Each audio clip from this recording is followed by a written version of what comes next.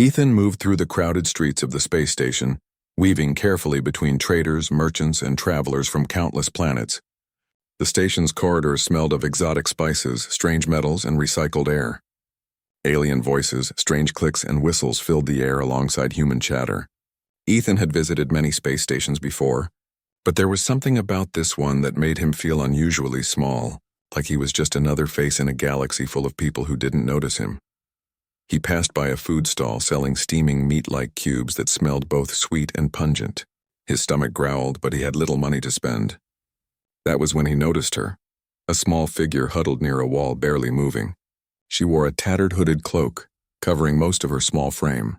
Her skin was a muted green streaked with dirt, and her hands, shaking, held out a small bowl, begging silently. Most people walked by without a glance. Some muttered words in their languages, expressions of disgust or indifference, but Ethan stopped. He studied her carefully. There was something about her eyes, sharp, intelligent, and strangely aware, that made him pause. "Hey," he said softly, kneeling a little to be closer. "Do you want some food?" The hooded figure hesitated. Her gaze darted around, almost as if she expected someone to stop him from helping her. Finally, she nodded slightly. Ethan dug into his small pack and pulled out a few ration bars he had saved from his ship. He placed them in her bowl. "Here," he said. "It's not much, but it's something."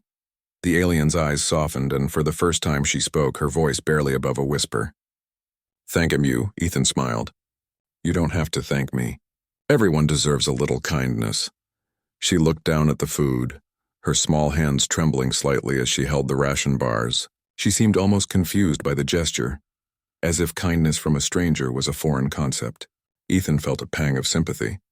He had seen poverty and despair before, but there was something more in her expression. A mixture of fear, caution, and intelligence that made him want to know more about her. You're not like the others," she said quietly. Ethan shrugged. "Maybe. Or maybe I just noticed things."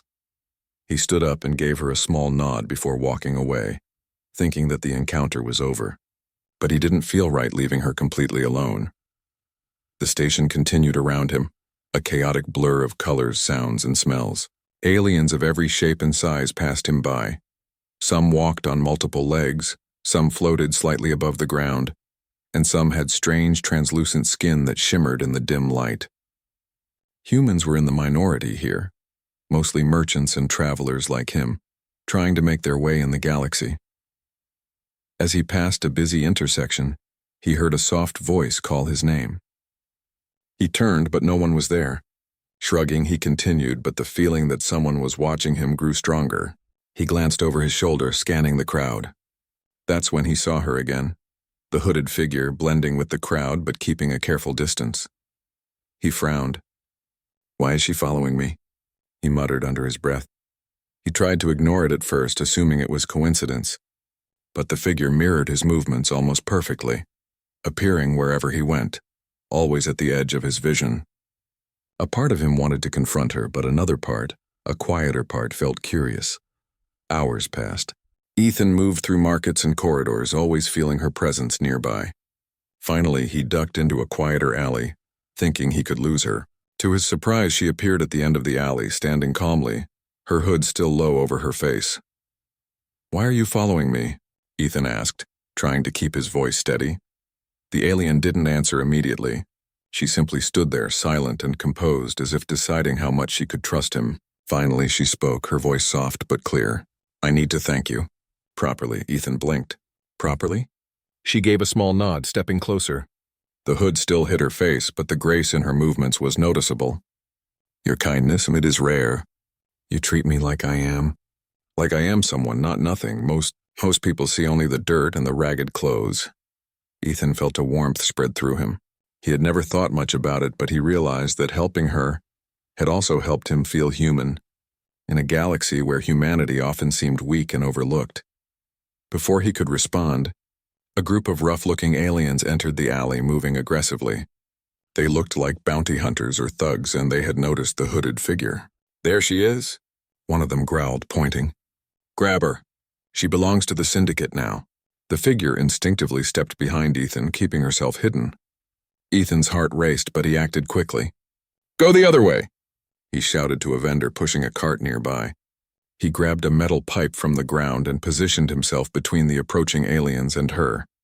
It was a moment that would have seemed ordinary to anyone watching. A human standing against larger, more dangerous aliens. But in that moment, Ethan's courage, his quick thinking, and his instinctive understanding of his surroundings allowed him to outmaneuver them. He swung the pipe with precision, hitting the nearest alien and causing him to stumble. The others hesitated, surprised by the human's audacity. The hooded figure didn't run. Instead, she moved beside him, her presence almost like a shield. Together, they forced the aliens back, buying enough time for both of them to slip away into the twisting corridors of the station. They eventually reached a quieter, more secluded area, away from the crowd and danger. Ethan leaned against a wall, breathing heavily. "Are you okay?" he asked, glancing at her. She nodded, but there was a flicker of something else in her eyes. Gratitude, yes, but also a faint smile that hinted at deeper knowledge. "Thanks to you, I am." Ethan couldn't shake the feeling that there was more to her than met the eye. Her cautious behavior, her intelligence, the way she had assessed the situation, it was all unusual.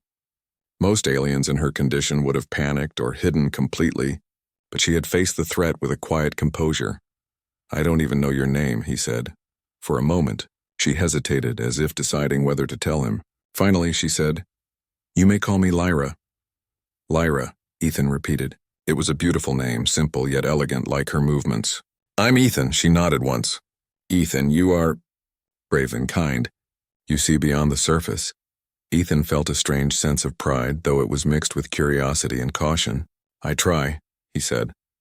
As the two stood in silence, Ethan realized that this encounter had changed something within him.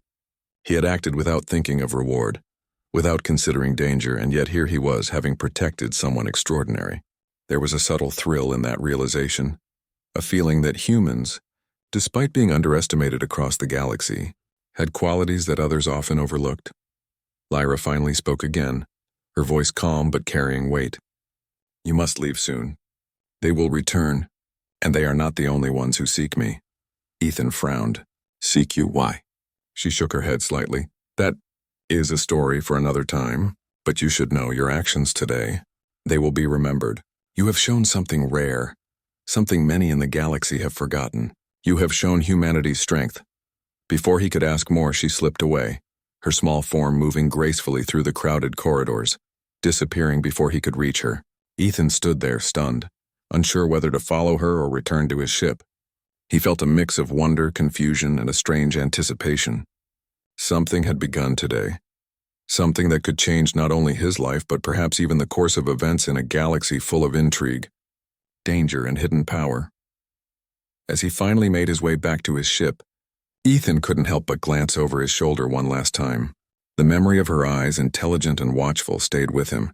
He had helped a seemingly weak and dirty alien beggar, but in doing so, he had unknowingly connected himself to a being who could shake the galaxy, and somewhere deep down he knew this was only the beginning. Ethan could not sleep that night. His small cabin on the edge of the space station felt unusually quiet, almost too quiet after the chaos of the day. The image of the hooded alien woman Lyra haunted him. He could still see her eyes, intelligent, wary, and almost regal.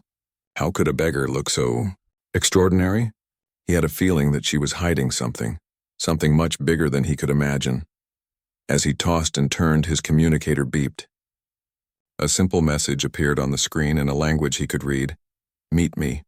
Coordinates enclosed. You deserve to know the truth." Ethan's heart raced. He didn't know if he should go, but curiosity and a strange sense of responsibility pushed him forward.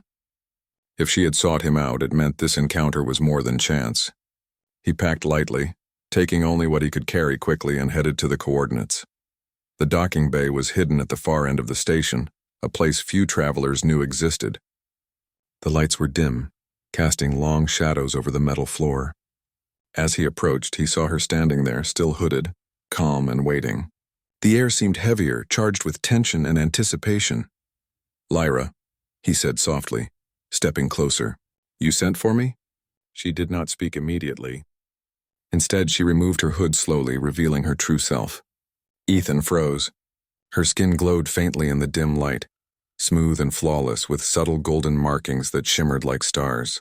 Her hair cascaded in waves, silver blue and iridescent. Her eyes, wide and alert, held a piercing intelligence that made Ethan feel both awe and respect. "I am not what I appeared to be," she said finally, her voice calm but commanding. "I am Lyra, heir to the Thaler Empire. My family ruled over systems across the galaxy, but a coup forced me into hiding. I disguised myself as a beggar to move unseen among the crowded stations." Ethan's mouth went dry. Your royalty?" Lyra nodded. "Yes. And by helping me, by showing me kindness when others ignored me, you have proven yourself to be remarkable. Humans are often underestimated. You have reminded me of what humanity can be. Brave, selfless, clever." Ethan felt a mixture of awe and disbelief. He had simply offered food and defended her when danger came. But now he realized that his actions had consequences far beyond anything he had imagined. "I didn't know," he stammered. "I was just helping someone who needed it." "Exactly," Lyra said, a faint smile crossing her face. "That is why you are extraordinary. It is not your power, your rank, or your weapons. It is your heart, your courage, your willingness to act when others would hesitate. That is what I have been searching for in allies, and you have it naturally." Before Ethan could respond, a sudden alarm blared throughout the docking bay. Red lights flashed as the sound of approaching boots echoed. Lyra's expression hardened. "They found me," she said. "The coup forces, the ones who betrayed my family, they know I am here. We must leave immediately." Ethan's instincts kicked in. He grabbed a heavy metal rod lying nearby, ready to defend her if necessary. He had no training as a soldier, but humans had a reputation for adaptability and ingenuity, and he intended to use it now. They moved swiftly through the docking bay, Lyra leading the way with precise knowledge of secret corridors. Behind them, the sounds of pursuit grew louder. Ethan noticed that their enemies were larger and more heavily armed, but he refused to let fear control him. Using quick thinking and knowledge of the layout, he guided Lyra through maintenance tunnels and hidden passages that kept them just out of reach. As they ran, Lyra spoke, her tone urgent but steady. "The galaxy does not know the full extent of my empire's influence. If I am captured, the consequences will be catastrophic. Not only for me, but for countless worlds. You have saved more than one life today, Ethan. You have saved entire systems." Ethan blinked. "I'm just a human. How can I make a difference?" Lyra glanced at him, her eyes shining with determination. "Humans are underestimated everywhere. That is why you can. Your courage, your ingenuity, your spirit. These are strengths the galaxy often overlooks. That is why I chose to trust you." They reached a hidden shuttle bay. A small craft, fast and maneuverable, awaited them. Lyra activated the controls while Ethan watched the doors, making sure no one followed. Within moments, they lifted off the station and entered open space, the stars stretching endlessly around them. As they floated in orbit, Lyra finally allowed herself to relax. "You have done more than anyone else could have done today," she said softly. "Not even my most loyal guards could have acted as you did." Ethan felt a strange pride, but also a weight of responsibility. "What now?" he asked. Lyra looked out at the stars, her expression serious. "Now we must return to my family. The Empire needs me, and I need you. The galaxy has underestimated humans for too long, Ethan. It is time they saw what we are capable of." During the journey, Ethan learned more about Lyra's world. The Thaler Empire had been a powerful force, ruling over dozens of systems with advanced technology and knowledge far beyond what most humans had seen. But political betrayal and internal strife had forced Lyra into hiding, leaving her people vulnerable. She explained how she had disguised herself as a beggar to move unnoticed, to gather information, and to find someone who could see her not as a threat or a tool, but as a person. Ethan realized that by helping her, he had unwittingly become part of something much larger than himself, a turning point in galactic history. He felt nervous, yes, but also invigorated. For the first time, he saw humanity's true value in the galaxy, not in raw power or technology, but in courage, empathy, and clever thinking. As they approached Lyra's hidden stronghold, sensors detected multiple hostile ships approaching. Lyra's expression became tense, but she did not panic. She turned to Ethan. "I will guide us through, but you must be ready. They will test you. They will underestimate you, as most do. Remember, it is not just strength that wins battles, it is determination, strategy, and spirit." Ethan nodded, gripping the shuttle controls tightly. I won't let you down. The battle began as soon as they exited the shuttle bay. Enemy ships swarmed them, firing energy blasts and missiles. Lyra's ship was fast, but even her advanced technology could not do everything. Ethan quickly noticed a pattern in the enemy movements, a slight delay in their targeting systems, and called out instructions. Now, turn left sharply, then spin to starboard. They won't expect it. Lyra followed his guidance. The ship twisted and turned through the swarm, narrowly avoiding destruction. Ethan felt a surge of adrenaline, realizing that his instincts and observation skills, things humans often relied upon, were now literally saving lives. With a combination of Lyra's technology and Ethan's quick thinking, they managed to escape the immediate threat. The enemy forces, confused and frustrated, could not pursue them further. Lyra allowed herself a small smile. "You have done well," she said. "Humans have much to offer the galaxy, Ethan. Today proves it." As they landed in the secure stronghold, Ethan saw the reality of Lyra's status. The walls of the palace-like facility were adorned with symbols of power and history, and the staff who greeted them bowed respectfully. It was clear that Lyra was not only a leader, but a symbol of hope for countless people who had suffered under the coup. Lyra turned to Ethan, her expression sincere. "You could have walked away. You could have ignored me as others did, but you didn't. That choice has changed the course of events. The galaxy will remember it, and they will remember humans." Ethan felt a mixture of humility and pride. He had always thought of himself as just another traveler, a minor figure in the vast galaxy. But now he understood something profound. The measure of a species is not always in their weapons, their technology, or their armies. It is in courage, empathy, and the willingness to act in the face of uncertainty. Humans had something rare and vital, and he had just proven it. Lyra extended her hand. "You will remain by my side, Ethan. Not as a servant, not as a soldier, but as a partner in what comes next. Together we will restore what was lost, and the galaxy will finally see the true value of humans." Ethan took her hand, feeling a surge of determination and resolve. He had never imagined that a simple act of kindness, offering food to a dirty beggar, would lead him here, to the center of galactic events, fighting alongside one of the most influential beings in the universe. Yet here he was, ready to face whatever challenges lay ahead. And somewhere deep inside, Ethan knew that this was only the beginning. The galaxy had underestimated humanity for too long. Now, with courage, ingenuity, and heart, they were about to see exactly what humans were capable of. The stars stretched endlessly outside the stronghold's windows. Ethan and Lyra stood side by side, ready to face the galaxy together.